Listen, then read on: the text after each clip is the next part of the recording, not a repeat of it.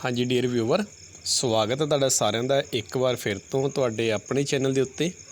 मैं Narendra Kumar faculty of wisdom academy अरनो तो अज ਦਾ ਜਿਹੜਾ ਮੇਰਾ ਵੀਡੀਓ है मास्टर कैडर ਦੇ एग्ज़ाम की तैयारी कर रहे उन्होंने सारे व्यूवर्स के लिए है जिन्होंने SST का विषय है ਜਿਹੜਾ चुनिया है। तो SST के विषय के साਡਾ ਜਿਹੜਾ नागरिक शास्त्र वाला भाग है उस दे लई असी ये क्वेश्चन ने ਜਿਹੜੇ सिलेक्ट किए हैं। काफ़ी इंपोर्टेंट क्वेश्चन ने MCQ बेस्ड मैं क्वेश्चन की जी तुहानूं प्रैपरेशन करवा रहा तो नाल तुहानूं इन्हां दे हरेक प्रश्न के नाल रिलेटिड जी इन्फॉर्मेशन है वो दी जाएगी ताकि तुहाडा जिहड़ा बेस है थोड़ा क्लीयर हो सके। शुरुआत करते हैं जी प्रश्न नंबर 1 तो। प्रश्न नंबर 1 दे विच सानूं पुछया गया कि भारतीय संविधान की किस अनुसूची दे विच भाषावां दा उल्लेख किया गया है। तो इत्थे सब तो पहली इन्फॉर्मेशन तुहाडे वास्ते यह है कि साडे संविधान दे विच कुल 12 अनुसूचियां हैं, 395 अनुछेद हैं तो साडे संविधान के कुल 22 भाग हैं। लेकिन जो साडा संविधान बनया सी मूल संविधान दे विच पहलां 8 अनुसूचियां सन तो वर्तमान समय इन्हां अनुसूचियां की जिहड़ी गिणती है वो 12 है। इन्हां 12 अनुसूचियां दे विच जिहड़ा भाषावां दा उल्लेख किया गया है वो 8वीं अनुसूची दे विच किया गया है। ये क्वेश्चन काफ़ी इंपॉर्टेंट है एग्जाम वास्ते। तो इत्थे नाल ही तुहानूं दस दिता जाए कि इस समय वर्तमान समय साडे संविधान दे विच कुल 22 भाषावां नूं मानता प्राप्त है। मूल संविधान दे विच 14 भाषावां सी, उस तो बाद हौली हौली इहदे विच संशोधन हुंदे गए। जिवें 1971 दे विच संशोधन होया, फिर 1992 दे विच होया। तां इस समय वर्तमान समय साडे संविधान दे विच कुल 22 भाषावां नूं मानता प्राप्त है। प्रश्न नंबर 2 वाल चलते हैं जी। प्रश्न नंबर 2 दे विच सानूं पुछया गया है राज दी नीति दे निर्देशक सिद्धांत किस देश तो प्रेरित होके भारतीय संविधान दे विच शामिल किए गए हैं। राज दी नीति दे निर्देशक सिद्धांत जिसनूं असीं DPSP बोलते हैं अंग्रेजी भाषा दे directive principle of the state policy. ये साडे संविधान दे विच आयरलैंड के संविधान तो प्रेरित होके लए गए हैं और आयरलैंड ने इन्हों अपने देश के संविधान दे विच सन 1937 दे विच शामिल किया। तो इसे मद्दे विच नज़र रखते हुए साडे भारतीय संविधान दे विच इसनूं मूल संविधान दे विच ही शामिल किया गया सी। तो इत्थे नाल इन्फॉर्मेशन एक होर नोट कर ली जाए कि जिहड़े राज दी नीति दे निर्देशक सिद्धांत ने ये साडे देश के संविधान के भाग 4 दे विच हन, पार्ट 4 दे विच हन ते इन्हां दा अनुछेद है 36 तो 51 तक। जिहड़ा 51A भाग है वो मौलिक कर्तव्य नाल जुड़िया होया, वो भाग 4 दा A पार्ट है। तो 36 तो लैके 51 तक जिहड़े साडे राज दी नीति दे जिहड़े निर्देशक सिद्धांत ने उन्होंने संविधान दे विच जगह दी गई है। तो इत्थे ही एक गल होर भी है कि जिहड़े साडे राज दी नीति दे निर्देशक सिद्धांत ने ये कुल 4 तरह के ने, जिहदे विच संविधान दे विच एक किते भी व्यवस्था नहीं की गई। लेकिन इनू समझण वास्ते साडे एक प्रोफैसर होए ने MP Sharma, professor MP Sharma, उन्होंने अपनी राजनीति की किताब दे विच इन्हां दी जिहड़ी व्यवस्था की गई है सधारण सिद्धांत दिते ने उन्होंने, एक समाजवादी, एक गांधीवादी ते एक अंतरराष्ट्रीयवादी। तो ये 4 टाइप ने जिहड़ियां वो इन्होंने डिवीज़न की है ताकि पढ़न दे विच इन्हां नूं समझण दे विच इन्हां दी जिहड़ी दार्शनिकता है उन्होंने आसानी नाल समझा जा सके। इस तो बाद प्रश्न नंबर 3। प्रश्न नंबर 3 दे विच पुछया गया है मीसा कानून भारत दे विच कदों समाप्त किया गया। तो सब तो पहला असीं गल करते हैं मीसा दी, MISA। असीं इहनूं पंजाबी भाषा च लिखिया लेकिन ये मूल शब्द जिहड़ा अंग्रेजी भाषा दे ही है, जिन्हों असीं एब्रीवेशन फॉर्म च लिखिया है। M दा मतलब हैगा मेनटेनेंस, I दा मतलब हैगा इंटरनल, I तो बाद S जिहड़ा शब्द है वह मतलब हैगा सिक्योरिटी तो A दा मतलब हैगा एक्ट। यानी कि जदों भी देश की अंदरूनी हालात खराब होंदियां ने या देश की अंदरूनी सुरक्षा का मामला आंदा है तो उसनूं मेनटेन करने वास्ते, कंट्रोल करने वास्ते ये एक्ट पास किया गया सी। ये एक्ट सन 1971 दे विच पास किया गया सी। प्रिवेंशन डिटेक्शन एक्ट के अंडर ही किया गया सी, इहनूं बाद दे विच समाप्त कर दिता गया सी। इंदिरा गांधी ने जो 1975 दे विच भारत दे विच एमरजेंसी लगाई सी 25 जून नूं, जो कि लगभग 18 महीने चली, ਤਾਂ ਉਸ ਸਮੇਂ ਇਹ ਮੀਸਾ ਜਿਹੜਾ ਐਕਟ ਹੈ ਇਹਦੇ ਤਹਿਤ ਗ੍ਰਿਫਤਾਰੀਆਂ ਕੀਤੀਆਂ ਗਈਆਂ। ਸ਼ੱਕ ਦੇ ਆਧਾਰ 'ਤੇ ਕਿਸੇ ਵੀ ਵਿਅਕਤੀ ਨੂੰ ਗੁਨਾਹ ਕਰਨ ਤੋਂ ਪਹਿਲਾਂ ਹੀ ਗ੍ਰਿਫਤਾਰ ਕਰ ਲੈਣਾ ਤਾਂ ਕਿ ਉਹ ਕਿਸੇ ਪ੍ਰਕਾਰ ਦੀ ਹਲਚਲ ਨਾ ਕਰ ਸਕੇ ਦੇਸ਼ ਦੇ ਵਿੱਚ। ਤਾਂ ਉਹਦੇ ਵਾਸਤੇ ਪ੍ਰੀਵੈਂਸ਼ਨ ਡਿਟੈਕਸ਼ਨ ਐਕਟ ਨੇ ਜਿਹੜੇ ਭਾਰਤ 'ਚ ਬਣਾਏ ਜਾਂਦੇ ਨੇ, ਜਿਵੇਂ ਕਿ ਪੋਟਾ ਐਕਟ ਬਣਾਇਆ ਸੀ 2001 ਦੇ ਵਿੱਚ, ਠੀਕ ਹੈ। ਤਾਂ ਇਹ ਐਕਟ ਜਿਹੜਾ ਹੈ ਮੀਸਾ ਐਕਟ ਬਣਿਆ ਸੀ 71 ਦੇ ਵਿੱਚ ਅਤੇ ਇਹਨੂੰ ਸਮਾਪਤ ਕੀਤਾ ਗਿਆ ਸੀ ਸੰਨ 1979 ਦੇ ਵਿੱਚ, 1979 ਦੇ ਵਿੱਚ। ਇਸ ਤੋਂ ਬਾਅਦ ਜੀ ਸਾਡਾ ਪ੍ਰਸ਼ਨ ਨੰਬਰ 4 ਹੈ। ਪ੍ਰਸ਼ਨ ਨੰਬਰ 4 ਦੇ ਵਿੱਚ ਲਿਖਿਆ ਗਿਆ ਕਿ ਹੇਠ ਲਿਖਿਆਂ ਦੇ ਵਿੱਚੋਂ ਕਿਹੜੀ ਭਾਰਤੀ ਦੇਸੀ ਰਿਆਸਤ ਦੇ ਮੈਂਬਰ ਸੰਵਿਧਾਨ ਸਭਾ ਦੇ ਵਿੱਚ ਸ਼ਾਮਲ ਨਹੀਂ ਸਨ। ਆਪਸ਼ਨ ਦਿੱਤੇ ਗਏ ਨੇ ਜੀ ਜੂਨਾਗੜ੍ਹ, ਪਟਿਆਲਾ, ਹੈਦਰਾਬਾਦ ਅਤੇ ਜੰਮੂ ਕਸ਼ਮੀਰ।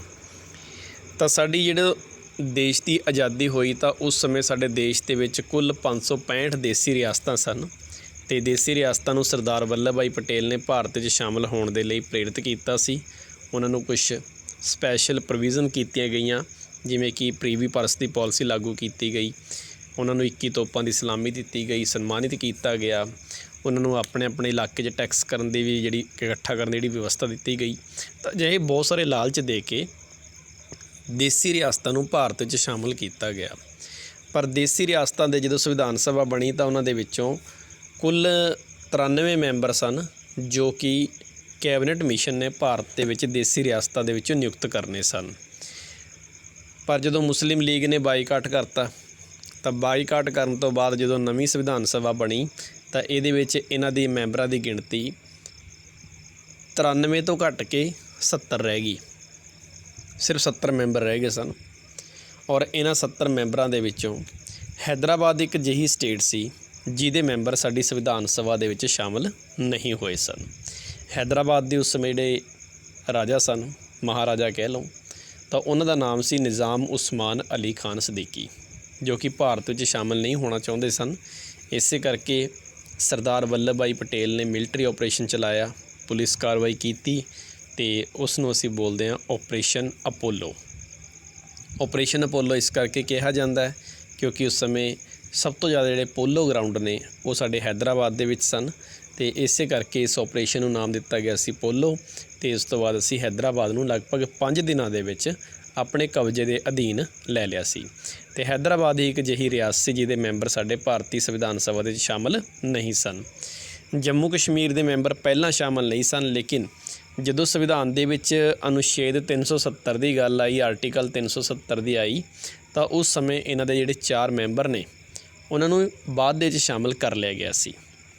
ਸਭ ਤੋਂ ਲੇਟ ਦੇ ਵਿੱਚ ਜੰਮੂ ਕਸ਼ਮੀਰ ਦੇ ਮੈਂਬਰ ਹੀ ਜਿਹੜੇ ਰਿਆਸਤ ਦੇ ਉਹ ਸ਼ਾਮਲ ਹੋਏ ਸਨ, ਜਿਹਦੇ ਵਿੱਚੋਂ ਇੱਕ ਨਾਮ ਸ਼ੇਖ ਅਬਦੁੱਲਾ ਦਾ ਨਾਮ ਸਭ ਨੇ ਸੁਣਿਆ ਹੋਏਗਾ। ਨੈਸ਼ਨਲ ਕਾਨਫਰੰਸ ਪਾਰਟੀ ਦੇ ਸਮੇਂ ਪ੍ਰਧਾਨ ਸਨ ਪਹਿਲਾਂ ਉਸ ਸਮੇਂ, ਅਤੇ ਉਸ ਤੋਂ ਬਾਅਦ ਉਹਨਾਂ ਦੇ ਬੇਟਾ ਬਣਿਆ, ਉਸ ਤੋਂ ਬਾਅਦ ਹੁਣ ਉਹਨਾਂ ਦੇ ਬੇਟਾ ਅਮਰ ਅਬਦੁੱਲਾ। ਤਾਂ ਹੈਦਰਾਬਾਦ ਇੱਕ ਅਜਿਹਾ ਸਾਡਾ ਉਸ ਸਮੇਂ ਦਾ ਦੇਸੀ ਰਿਆਸਤ ਸੀ ਜਿਹੜੇ ਇਹਦੇ ਵਿੱਚ ਸ਼ਾਮਲ ਨਹੀਂ ਹੋਏ ਸਨ। ਅਗਲੇ ਪ੍ਰਸ਼ਨ ਵੱਲ ਚੱਲਦੇ ਹਾਂ ਜੀ। ਪ੍ਰਸ਼ਨ ਨੰਬਰ 5। ਪ੍ਰਸ਼ਨ ਨੰਬਰ 5 ਦੇ ਸਾਨੂੰ ਪੁੱਛਿਆ ਗਿਆ ਕਿ ਸੰਘ ਸੂਚੀ ਦੇ ਵਿੱਚ ਇਸ ਸਮੇਂ ਕਿੰਨੇ ਵਿਸ਼ੇ ਸ਼ਾਮਲ ਹਨ। ਸੰਘ ਸੂਚੀ ਨੂੰ ਅਸੀਂ ਅੰਗਰੇਜ਼ੀ ਭਾਸ਼ਾ ਦੇ ਵਿੱਚ ਯੂਨੀਅਨ ਲਿਸਟ ਬੋਲਦੇ ਹਾਂ, ਦੂਜੀ ਲਿਸਟ ਹੁੰਦੀ ਹੈ ਸਟੇਟ ਲਿਸਟ ਅਤੇ ਤੀਜੀ ਹੁੰਦੀ ਹੈ ਤੁਹਾਡੀ ਕਨਕਰੈਂਟ ਲਿਸਟ। 3 ਸਾਡੀਆਂ ਸੂਚੀਆਂ ਹੁੰਦੀਆਂ ਨੇ ਅਤੇ ਇਹਨੂੰ ਅਸੀਂ ਅੰਗਰੇਜ਼ੀ ਭਾਸ਼ਾ 'ਚ ਯੂਨੀਅਨ ਅਤੇ ਪੰਜਾਬੀ ਭਾਸ਼ਾ ਦੇ ਵਿੱਚ ਇਹਨੂੰ ਸੰਘ ਸੂਚੀ ਬੋਲਦੇ ਹਾਂ, ਅਤੇ ਇਸ ਨੂੰ ਅਸੀਂ ਰਾਜ ਸੂਚੀ ਬੋਲਦੇ ਹਾਂ ਅਤੇ ਇਸ ਨੂੰ ਅਸੀਂ ਸਮਵਰਤੀ ਸੂਚੀ ਬੋਲਦੇ ਹਾਂ। ਯੂਨੀਅਨ ਲਿਸਟ ਦੇ ਵਿੱਚ ਕਾਨੂੰਨ ਹੈ ਜਿਹੜਾ ਕੇਂਦਰ ਸਰਕਾਰ ਬਣਾਉਂਦੀ ਹੈ, ਸਟੇਟ ਲਿਸਟ ਦੇ ਵਿੱਚ ਰਾਜਾਂ ਦੀ ਸਰਕਾਰ ਬਣਾਉਂਦੀ ਹੈ, ਅਤੇ ਕਨਕਰੈਂਟ ਲਿਸਟ ਦੇ ਵਿੱਚ ਦੋਨੋਂ ਮਿਲ ਕੇ ਹੈ ਜਿਹੜਾ ਕਾਨੂੰਨ ਬਣਾਉਂਦੇ ਆ। ਅਤੇ ਇੱਕ ਸੂਚੀ ਹੁੰਦੀ ਹੈ ਰੈਜ਼ੀਡਰੀ ਲਿਸਟ, ਜਿਹਨੂੰ ਅਸੀਂ ਬਚੀਆਂ ਹੋਈਆਂ ਸ਼ਕਤੀਆਂ ਆਖਦੇ ਹਾਂ, ਅਤੇ ਉਹ ਕੇਂਦਰ ਸਰਕਾਰ ਦੇ ਅਧੀਨ ਹੀ ਆਉਂਦੀਆਂ ਹਨ। ਤਾਂ ਜਿਸ ਸਮੇਂ ਸਾਡੇ ਦੇਸ਼ ਦਾ ਸੰਵਿਧਾਨ ਬਣਿਆ ਸੀ ਤਾਂ ਸੰਘ ਸੂਚੀ ਦੇ ਵਿੱਚ 97 ਵਿਸ਼ੇ ਸਨ, ਰਾਜ ਸੂਚੀ ਦੇ ਵਿੱਚ 66 ਸਨ, ਅਤੇ ਜਿਹੜੀ ਸਮਵਰਤੀ ਸੂਚੀ ਹੈ ਉਹਦੇ ਵਿੱਚ 47 ਸਨ। ਪਰ ਇੱਥੇ ਗੱਲ ਹੈ ਕਿ ਪ੍ਰਸ਼ਨ ਦੇ ਵਿੱਚ ਸਾਨੂੰ ਇਹ ਪੁੱਛਿਆ ਗਿਆ ਕਿ ਸੰਘ ਸੂਚੀ ਵਿੱਚ ਇਸ ਸਮੇਂ ਯਾਨੀ ਕਿ ਪ੍ਰੈਜ਼ੈਂਟ ਟਾਈਮ ਦੇ ਵਿੱਚ ਕਿੰਨੇ ਵਿਸ਼ੇ ਹਨ। ਤਾਂ ਇਹ GST ਦੇ ਆਉਣ ਤੋਂ ਬਾਅਦ ਥੋੜ੍ਹਾ ਬਦਲਾਵ ਹੋਇਆ। ਇਹ ਕਿਤਾਬਾਂ ਦੇ ਵਿੱਚ ਬਹੁਤ ਘੱਟ ਲਿਖਿਆ ਹੋਇਆ, ਜਿਹੜੀਆਂ ਹਾਲੇ ਸਕੂਲ ਦੇ ਵਿੱਚ ਕਿਤਾਬਾਂ ਚੱਲ ਰਹੀਆਂ ਨੇ, ਜਿਹੜੀ ਜਨਰਲ ਨੌਲੇਜ ਦੀ ਕਿਤਾਬਾਂ ਨੇ ਉਹਨਾਂ 'ਚ ਕਾਫੀ ਅੱਛਾ ਲਿਖਿਆ ਹੋਇਆ। ਇਸ ਸਮੇਂ ਇਹਦੇ ਵਿੱਚ 97 ਦੀ ਜਗ੍ਹਾ 'ਤੇ 100 ਵਿਸ਼ੇ ਨੇ ਜੀ, ਇਹਦੇ ਵਿੱਚ 61 ਵਿਸ਼ੇ ਨੇ ਜੀ, ਘੱਟ ਗਏ ਹੈ, ਅਤੇ ਇਹਦੇ ਵਿੱਚ 5 ਵਿਸ਼ੇ ਵੱਧ ਗਏ ਹੈ, ਤਾਂ ਇਹਦੇ ਵਿੱਚ ਇਸ ਸਮੇਂ 52 ਵਿਸ਼ੇ ਹੈ। ਤਾਂ ਸਾਡਾ ਸਹੀ ਉੱਤਰ ਜਿਹੜਾ ਸੰਘ ਸੂਚੀ ਦਾ ਵਰਤਮਾਨ ਸਮੇਂ ਦੇ ਵਿੱਚ ਸਾਡੇ ਕੋਲ ਕੁੱਲ 100 ਵਿਸ਼ੇ ਹਨ। ਤਾਂ ਇਸ ਕਰਕੇ ਸਾਡਾ ਆਪਸ਼ਨ ਹੈ ਜਿਹੜਾ ਸੈਕਿੰਡ ਉਹ ਬਿਲਕੁਲ ਸਹੀ ਹੈ ਇਹਦਾ ਹੀ। ਇਸ ਤੋਂ ਬਾਅਦ ਪ੍ਰਸ਼ਨ ਨੰਬਰ 6। ਪ੍ਰਸ਼ਨ ਨੰਬਰ 6 ਦੇ ਵਿੱਚ ਪੁੱਛਿਆ ਗਿਆ ਕਿ ਭਾਰਤੀ ਸੰਵਿਧਾਨ ਦੇ ਕਿਹੜੇ ਭਾਗ ਨੂੰ ਭਾਰਤ ਦਾ ਮੈਗਮਾ ਕਾਰਟਾ ਕਿਹਾ ਜਾਂਦਾ ਹੈ। ਇੱਥੇ ਮੈਗਨਾ ਲਿਖਿਆ ਹੋਇਆ, ਤੁਸੀਂ ਇਹਨੂੰ ਕਰੈਕਟ ਕਰ ਲਿਓ, ਮੈਗਮਾ ਕਾਰਟਾ। ਮੈਗਮਾ ਕਾਰਟਾ ਸਭ ਤੋਂ ਪਹਿਲਾਂ ਤੁਹਾਨੂੰ ਦੱਸ ਦਿੱਤਾ ਜਾਵੇ ਕਿ 1799 ਦੇ ਵਿੱਚ ਜਦੋਂ ਫਰਾਂਸ ਦੇ ਵਿੱਚ ਕ੍ਰਾਂਤੀ ਹੋਈ ਸੀ ਤਾਂ ਉੱਥੇ ਮਨੁੱਖੀ ਅਧਿਕਾਰਾਂ ਨੂੰ ਲੈ ਕੇ ਮੈਗਮਾ ਕਾਰਟਾ ਜਿਹੜਾ ਬਣਾਇਆ ਗਿਆ ਸੀ। ਦੁਨੀਆ ਦਾ ਸਭ ਤੋਂ ਪਹਿਲਾਂ ਸੰਵਿਧਾਨ ਦੇ ਵਿੱਚ ਮੈਗਮਾ ਕਾਰਟਾ ਜਿਹੜਾ ਫਰਾਂਸ ਦੇ ਲੋਕਾਂ ਨੂੰ ਮਿਲਿਆ ਸੀ। ਅਤੇ ਭਾਰਤੀ ਸੰਵਿਧਾਨ ਦੇ ਭਾਗ ਤੀਜੇ ਨੂੰ ਮੈਗਮਾ ਕਾਰਟਾ ਕਿਹਾ ਜਾਂਦਾ ਹੈ। ਅਤੇ ਭਾਗ ਤੀਜਾ ਤੁਹਾਨੂੰ ਸਾਰਿਆਂ ਨੂੰ ਪਤਾ ਹੈ ਕਿ ਇਹ ਸਾਡਾ ਮੌਲਿਕ ਅਧਿਕਾਰਾਂ ਦੇ ਨਾਲ ਸੰਬੰਧਿਤ ਹੈ।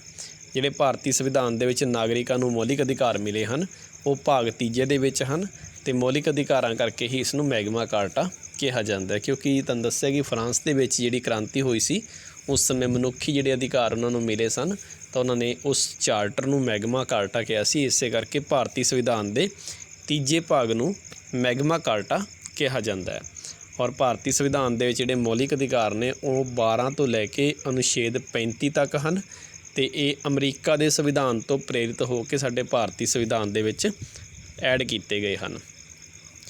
ਜਿਸ ਸਮੇਂ ਸਾਡੇ ਦੇਸ਼ ਦਾ ਸੰਵਿਧਾਨ ਬਣਾਇਆ ਗਿਆ ਸੀ ਤਾਂ ਉਸ ਸਮੇਂ ਲਗਭਗ 60 ਦੇਸ਼ਾਂ ਦੇ ਸੰਵਿਧਾਨ ਦਾ ਐਨਾਲਿਸਿਸ ਕੀਤਾ ਗਿਆ ਸੀ, ਵਿਆਖਿਆ ਕੀਤੀ ਗਈ ਸੀ ਅਤੇ ਉਹਨਾਂ 60 ਦੇਸ਼ਾਂ ਦੇ ਸੰਵਿਧਾਨ ਦੇ ਵਿੱਚੋਂ ਜਿਹੜਾ ਅਮਰੀਕਾ ਦਾ ਸੰਵਿਧਾਨ ਹੈ ਉਹਦੇ ਵਿੱਚੋਂ ਅਸੀਂ ਮੌਲਿਕ ਅਧਿਕਾਰਾਂ ਦੀ ਜਿਹੜੀ ਵਿਵਸਥਾ ਹੈ ਉਹ ਆਪਣੇ ਸੰਵਿਧਾਨ ਦੇ ਲਈ ਕੀਤੀ ਹੈ। ਅਨੁਛੇਦ 12 ਤੋਂ 35 ਭਾਗ ਤੀਜਾ। ਇਸ ਤੋਂ ਬਾਅਦ ਜੀ ਸਾਡਾ ਪ੍ਰਸ਼ਨ ਨੰਬਰ 7 ਹੈ। ਪ੍ਰਸ਼ਨ ਨੰਬਰ 7 ਦੇ ਵਿੱਚ ਸਾਨੂੰ ਪੁੱਛਿਆ ਗਿਆ ਕਿ ਅੰਤਰ ਰਾਜ ਪ੍ਰੀਸ਼ਦ ਦੀ ਵਿਵਸਥਾ ਕਿਸ ਅਨੁਛੇਦ ਦੇ ਅਧੀਨ ਕੀਤੀ ਗਈ ਹੈ। ਅੰਤਰ ਰਾਜ ਪ੍ਰੀਸ਼ਦ ਦਾ ਮੇਨਲੀ ਕੰਮ ਹੁੰਦਾ 2 ਜਾਂ 2 ਤੋਂ ਵੱਧ ਰਾਜਾਂ ਦਾ ਜਦੋਂ ਆਪਸ ਦੇ ਵਿੱਚ ਕਿਸੇ ਪ੍ਰਕਾਰ ਦਾ ਵਿਵਾਦ ਹੋਵੇ ਜਾਂ ਰਾਜ ਸਰਕਾਰ ਦਾ ਅਤੇ ਕੇਂਦਰ ਸਰਕਾਰ ਦਾ ਜਦੋਂ ਕਿਸੇ ਪ੍ਰਕਾਰ ਦਾ ਵਿਵਾਦ ਹੋਵੇ ਤਾਂ ਉਸ ਦਾ ਹੱਲ ਕਰਨ ਦੇ ਲਈ ਇਹ ਪ੍ਰੀਸ਼ਦ ਬਣਾਈ ਗਈ ਸੀ। ਸੰਵਿਧਾਨ ਦੇ ਵਿੱਚ ਇਹਦੀ ਵਿਵਸਥਾ ਕੀਤੀ ਗਈ ਹੈ ਅਤੇ ਇਹ ਕੀਤੀ ਗਈ ਹੈ ਜੀ ਤੁਹਾਡੀ ਅਨੁਛੇਦ 263 ਦੇ ਅਨੁਸਾਰ, ਆਰਟੀਕਲ 263 ਅਤੇ ਇਹਦਾ ਸਹੀ ਉੱਤਰ ਰਹੇਗਾ ਜੀ ਸੈਕਿੰਡ। ਪ੍ਰਸ਼ਨ ਨੰਬਰ 8। ਸਰਕਾਰੀਆ ਆਯੋਗ ਦੀ ਸਥਾਪਨਾ ਕਦੋਂ ਕੀਤੀ ਗਈ।